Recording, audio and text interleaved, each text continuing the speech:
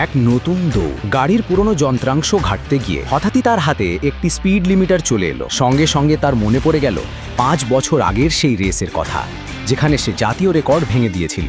কিন্তু ওই স্পিড লিমিটারের অভাবেই তার সেই রেকর্ড কখনো স্বীকৃতি পায়নি। সে দৌড়ে গেল সেই রেসের আয়োজকদের কাছে এই আশায় যে হয়তো এবার তার রেকর্ডটা আবার নথিভুক্ত হবে। কিন্তু উত্তর এলো, রেস তো 5 বছর আগেই শেষ হয়ে গেছে, এখন আর কারো কিছু যায় আসে না। সেদিন সে মনে মনে প্রতিজ্ঞা করলো, এবার নিজেকে প্রমাণ করতেই হবে। নতুন রেস শুরু হলো, আর শুরুতে সে ছিল সবার পেছনে। বাকি রেসাররা তাকে দেখে হাসছিল, ট্র্যাকও পুরো শেষ করতে পারবে না। কিন্তু সে কারো কথায় কান দিল না। ধীরে ধীরে সে গাড়ির চালনায় আবার নিজেকে ডুবিয়ে দিল।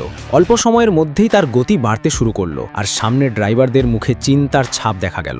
যখন সে একটি গাড়িকে অতিক্রম করতে যাচ্ছিল, তখন সেই রেসার ইচ্ছে করে তার পথ আটকে দিল। কিন্তু এই লোকটি বাঁকের সুবিধা নিল এবং দ্রুত গাড়ি ঘুরিয়ে এক ঝটকায় তাকে ওভারটেক করে গেল। হঠাৎই গাড়ির ইঞ্জিন থেকে নিম্ন তাপমাত্রার সতর্কবার্তা এলো। ইঞ্জিন বন্ধও হয়ে যেতে পারত, কিন্তু জয়ের জন্য সে এক পাগলামি করে বসলো। রেডিয়েটরকে ইচ্ছে করে ভেঙে দিল, যাতে তাপমাত্রা বাড়ে এবং গাড়ির শেষ গতিতে ছুটতে পারে। এখন রেস শেষ পর্যায়ে। 5 বছর আগের দৃশ্যটা তার চোখের সামনে ভেসে উঠল।